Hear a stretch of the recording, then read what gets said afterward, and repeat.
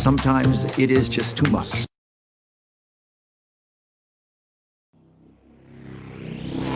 Sometimes it is just too much. So embarrassed. Am I just talking too much? I don't remember any of that. There's a lot I don't remember, too. Too much information? We say that after every one of these, and for some reason, we're employed all the time. Too much, it's ruined. I can't believe we have a show. We might not tomorrow. Staci and Hutch say too much. Yay! Yay! Let's go. Yeah, I have always wanted this guy on for quite a while because I love the news industry, having Paul and Kevin and Lindsay. But now we get to talk to their boss, so we get the dirty secrets. Kirk is with us from Channel 5 Eyewitness News. Kirk Varner is the news director of Channel 5 Eyewitness News. Such a fancy title for what? Like, what do you decide anything, or do I talk into this thing? Is Yes. that, you know? Yes, look into the camera. Yes, smile. the thing with camera, there you looking go. like I know what I'm doing. Sorry, wait. 3, 2, 1, go. Okay. Now you're on. By the way, you never say the one. Did you know that? You don't say the one. Wow. In TV, we never say the You don't. one. Not supposed to say it in radio either. Yeah. I mean, the one is implied, that you're the one. Okay, and got that's it. all you really And need so that's to know. what you do. Do I need to really eat this microphone? Yes, Is this- Kinda, yeah. you've got to I be didn't in there. realize it was that kind of deal, but yeah. As news director, a lot of people will think, oh, that's the guy that just puts all the news on and makes it look pretty. Is that the truth of news director? No. News directing for television in particular is a team sport. It's not a one guy decides which stories are going on the air every day. We have multiple meetings throughout the day. I'm just the person responsible when it's all said and done. There's got to be somebody to blame for whenever it's good or bad. The latter usually is the much more commonplace, but there's somebody to ultimately clean up the mess, and that's my job. But it's really providing leadership and direction. We have 103 people in the newsroom here at KSTP-TV, and I'm the guy who says, okay, here's what we're going to start out today hoping to accomplish, and then at the end of the day, kind of look back and say, okay, did we accomplish what we set out to do today, and was it good or bad, and how might we do hopefully better tomorrow? Yeah. And with news, it's news. It's not like there's creative editorial rights to, maybe in sports, Joe Schmidt can get away with a little comment here or there. Yeah, I mean, you have a little bit more fun with sports, and we have some feature reporting, and we have Joe Mason doing, So Minnesota stories that are meant to be a little more things to make you smile than the news of the day, which is sometimes a little heavier than any of us want it to be. But it's just, the nature of it is why I got into this business was that I loved the idea of starting with a blank sheet of paper every day and trying to figure out, here's what people want to know. Here's maybe what they need to know. Sometimes those are different ideas. And then, going out and trying to cover those stories and explain a little bit of what's going on in the world every day. Where did you start your career? I started my career doing this, actually. I was a teenage disc jockey in my hometown of Charleston, South Carolina. Really? At the ripe old age of 16. Oh, my God. On AM radio. I think we all did that. Yeah, playing top 40. I was the weekend warrior, and I used my real name. I didn't learn until later on that no one uses their real name. But I should be a bus jock and sound like this and be Terry the Toonster. Terry the Toonster. I was Kirk Varner, and I've always been that. And about that time, also became Captain Kirk to all my friends because they just thought that was, the fun nickname to give me. And I was captain of nothing because I'm a lousy athlete on every score. And so, but I've been doing this for longer than I care to admit in this conversation. And then when did you make the switch then? Like, I'm going to concentrate on the news. With the radio thing, I began also doing radio news reports, and I really enjoyed that almost more than spinning the records. Why does my voice sound like it's on fire? This is like the worst vocal quality. It's because you have really the cheapest headphones ever. You gave me these headphones. They were like $12. And I'm told others have worn them. Well, just Paul Folger. And me. They're Paul's, yeah. Okay, well, that explains a lot. No, I started doing the news with the radio side of it when I was a kid and really enjoyed that more. And then went to school and figured out that there was more money working in TV than radio. Sorry, kids. There is. And I moved over and started working as a photographer and worked my way up through the ranks from photographer to writer to producer to executive producer and became a news director for the first time in Buffalo, New York in the early 90s, and like most people in this business, at least in my era, a pretty transient career. My wife loves to point out that we've moved 14 times in the 40 years we've been married. And Yeah. my dad, until the day he passed away, thought I was on the run from the law. I mean, his joke was he would literally watch America's Most Wanted when To it was see your on the air face? every Saturday. To see you. And when he didn't see me, he'd call and go, "Oh, I guess you're still okay." You Got know? away with it this week. And I thought, maybe I could pawn off that I was in a witness protection program or something. And I said, "No, Dad, I'm just working around the country," because he, grew up, worked his whole life, and passed away all in Charleston, South Carolina. He was one of those guys who just, his hometown was his hometown, and moving was not something you did, didn't let know. alone every 2 to 5 years. Yeah. When the job would go, okay, maybe you could do something better with your life than whatever it is you're doing now. How did you handle the transition from pre-COVID with news being a certain way? You still had Fox News and CNN, and then you had people, in the middle. You have those extremes, obviously.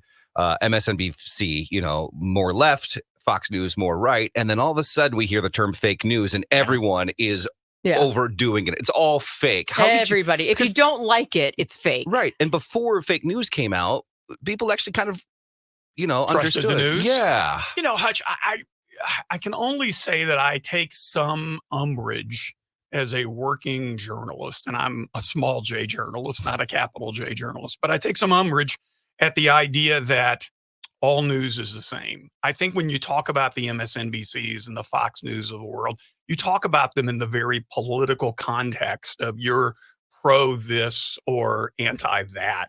Local news, for the most part, whether it's on TV or radio and even newspapers, are people who live here, people who want to basically do the job of covering, here's what the stories are that you care about today, or you should care about. Here's what affects you, your kids, your economy, your checkbook, all of those things.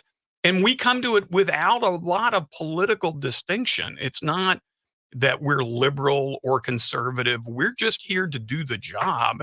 And as a result of that, I think, at least in my years of doing this, everybody's a professional. And on a local level, you leave your personal thinking about things at the door because you have an opinion about it, but you don't necessarily inject that opinion into what you do day to day.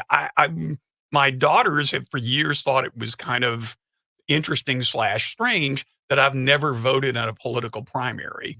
It's not because I don't have political opinions, but I don't ever want to be seen as voting in a specific primary for a specific party as judging or coloring my judgment, I guess what I'm trying to say, and not doing a great job of it.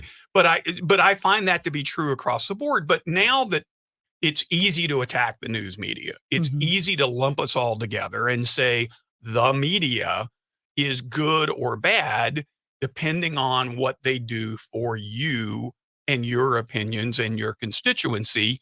And I think politicians have just found that we're an easier whipping post than they are. So it's easier to say, the news media did this thing and you aren't getting the full story.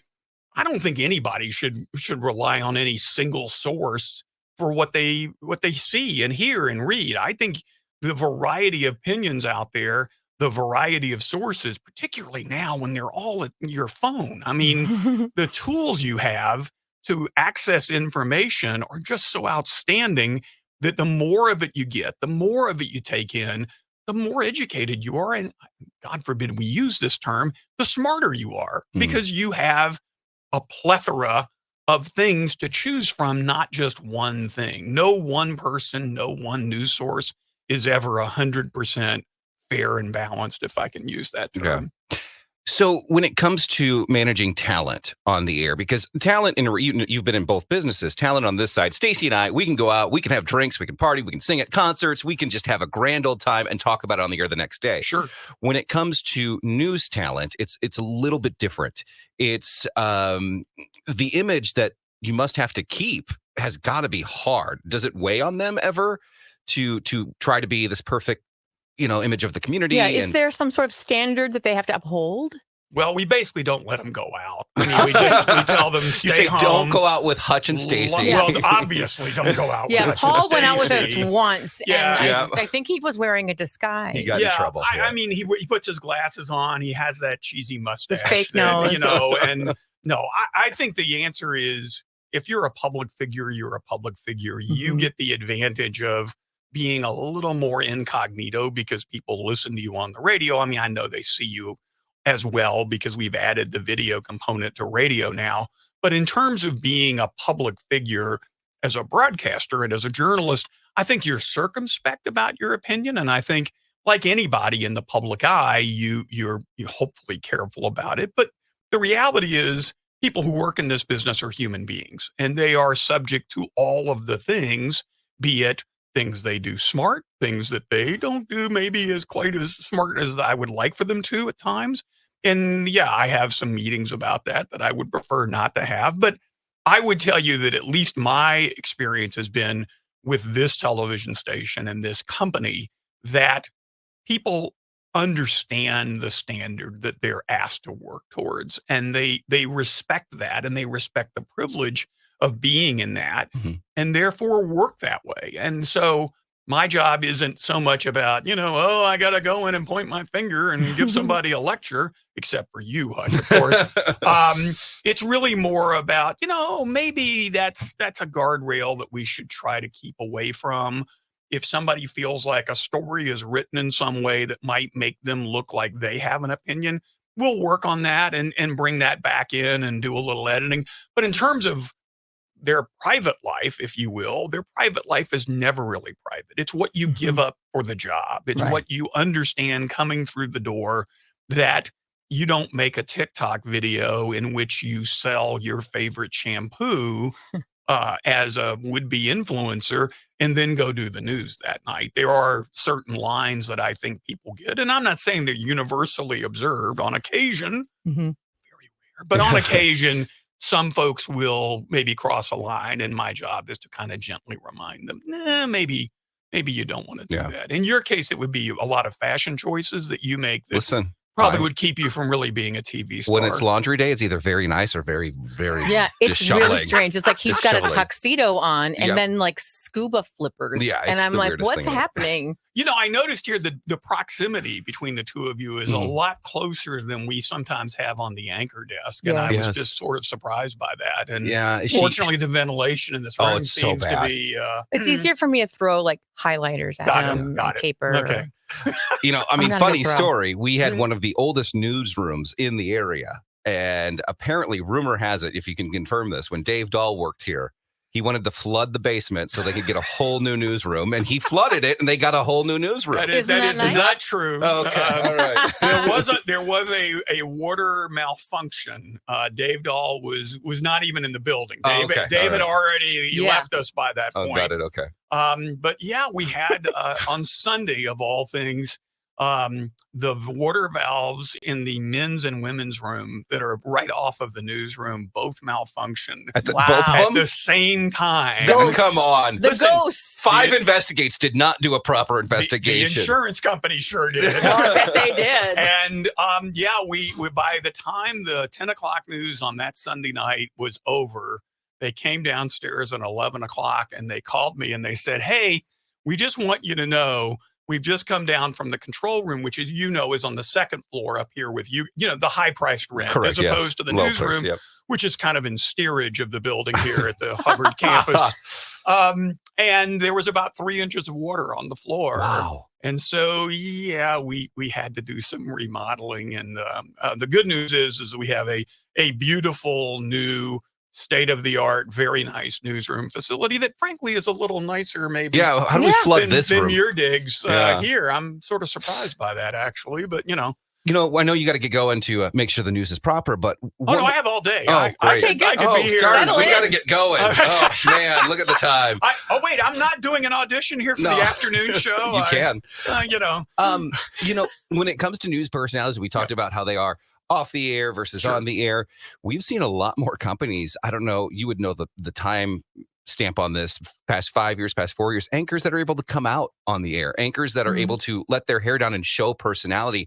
In fact, you guys have allowed, Paul to come in and read the most ridiculous, song lyrics and talk about fun stuff.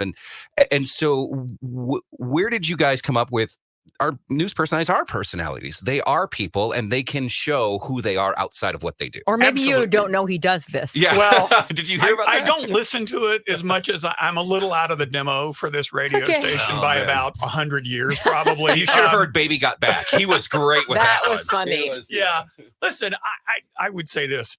I think the idea that the people who work in front of the camera for the television station are human beings, and we want them to be known, and we want them to be three-dimensional. I think the age of believing that the folks who bring you the news are these, cardboard cutouts who can't necessarily have a life except for, and here now, the news, is a thing of the past. And I think, the reality is you want the news to reflect our society, and our society has people of all walks of life, all backgrounds, all of the components, the demographics, as the research folks like to say, of the audience are broad. And so why wouldn't you have people as television journalists be reflective of the community as much as they can be?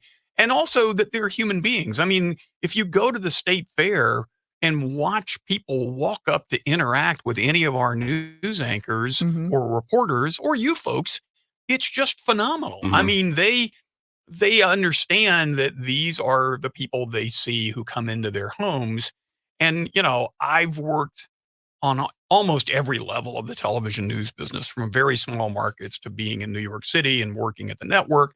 And the thing that's interesting to me is that in every place you go, there are 211 TV markets in the country. New York City is the largest. And I want to say Yuma, Arizona is the smallest. Why I remember that is, I think because I never want to work there, just because it means my career is over. No offense to our one Yuma listener. If you're from Yuma, it's not personal. You're I promise. special. Yeah.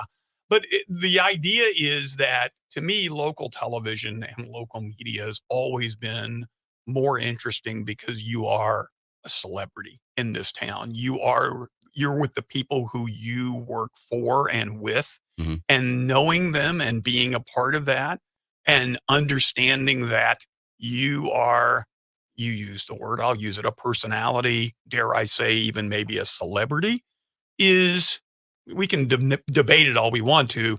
There's still an ego there, and it's still a nice thing to be that, and to get that kind of interaction and feedback with the public is just, is great. I mean, there's no other way to say that.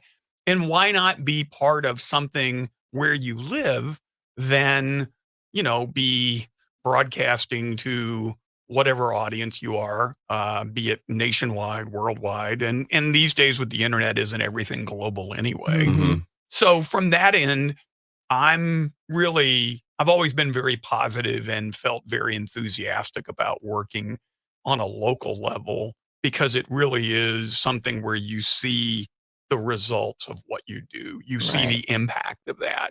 And that's a pretty cool thing. Yeah. Do you know that our Paul actually has a lot of followers? Wait a minute, our Paul? You've taken possession We've of taken him? possession of our Paul. Because I don't think he's on your payroll. I may want to talk to somebody about. Well, we do give him treats every now and again. Well, there you go. But, And does he talk about the blog? Because, Oh, yeah, sometimes. Well, we Yes. ask him about it, Okay. actually. He doesn't volunteer it. But I think there's a lot of people who follow him because when he is doing his gardening, he looks pretty hot. When he takes off the tie and the, he all just has his white shirt. lets and his hair blow a little bit. He's a good looking guy. Stacy, I've been to a different HR meeting than probably the one you That's went what to. I'm told. That's what I'm And told. there's a certain sensitivity that it comes with the bow tie when they make you wear a tie to work. Right. This is what we're being told. Do you and Mike He's a Marcotte thirst switch trap. ties? Are you guys in the tie? Mike is, I came first with the bow ties. I don't know if Marcotte's claiming he had them first wrong. I grew up in the southern here we go. United States, where a bow tie is the next best thing to adulthood. My second grade class picture has me in a bow tie in it, and it's been sticking ever since. Mike Marcotte has a much larger collection of bow ties, and they're more of the novelty type. They're Yes. like wooden You ones. can pull them apart. And and- one spins, Yeah. you know. Oh, one yeah. spins? Oh, wow. Yeah, I think he has one that has a little motor and spins around on it. Oh, how It's like dumb. a I love cloud. that. Does I it love spit that. water too? I'm not allowed to speak about that. Go, You know, Mike's other occupation, is doing the Guinness certifications. Oh, right. I'm not nearly that much fun. I'm wearing one just so I'm not mistaken for being an accident lawyer. You know? In the South, actually being a lawyer means you wear a bow tie. If you're a really good lawyer, it's Yeah. a really good bow tie. Is it really? Yeah, Oh, I that's had true. no idea. I think if you watch a lot of those documentaries on Netflix Mhm. about murders or whatever in the South, Absolutely. you would see a lawyer all the Yeah. time. Oh Bow yeah, tie. I With the mean bow tie. you're wearing the Suspenders? the suspenders, the braces. Sorry, Yeah. they're correctly called Oh, braces. braces. Okay. Braces, and you're wearing the suit, the kind of pinstripe, the Matlock suit, as I call it, that Andy Griffith wore on Yes. TV Yes. long before you were born, Hutch. I recognize. I've seen it in reruns. Yeah, it's Me TV. Reruns? Me Re- TV. Yeah, Okay. channel 5.3. But yeah, that's bow ties and in the South, and just the thing. And so Marcotte is copying my style, is the way I'm going with it. Okay, we'll mark that down. Man, we could talk to you more. I mean, there's so much just to go over with the career and what you've had to do and where you got today. But we do appreciate you coming in. And Well, I'm getting played off. You're getting played off. Yeah, we're out of Wow, time. the I'm orchestra sorry. is We're done. out of time. I Oh, guess is we there- got to do a part 2 sometime in a couple years. Happy to do that. Yeah. Well, if I'm alive still. Is there a parting gift? Is there some kind of Yeah, lovely- give us the headphones back. Yeah, that's your party Fabulous. gift. Okay. I could give you a wait. coin from, is this from Iceland? Iceland, yeah. Yeah. Iceland? No, thank you. Icelandic coin. I'm not allowed to accept payment for my services Yes, here. yes. That's Dang a it. bribery thing. You're right. He's may allowed have to signed. complain about it, but he Okay. can't accept it. I'm not even really allowed to complain about it. Listen, you guys were great for having me. Thank Hey, you. it's a lot of I do fun. listen on a regular basis. Oh, there is the music. That I we're am playing you you're out. getting You're played getting off. played off. Thanks for being you guys. Hey, thank you Wave for at the camera. allowing Paul to do his thing. In fact, when Paul's out, it's great to have Kevin Doran do Yes. Anchoroki because Kevin's got the Yes, he's the Twin Cities dad. yes. That's what I call him. I have an announcer voice that I can bring out if you need some. Oh, look at that! Sorry, can't hear you. take it. Oh my Go. gosh!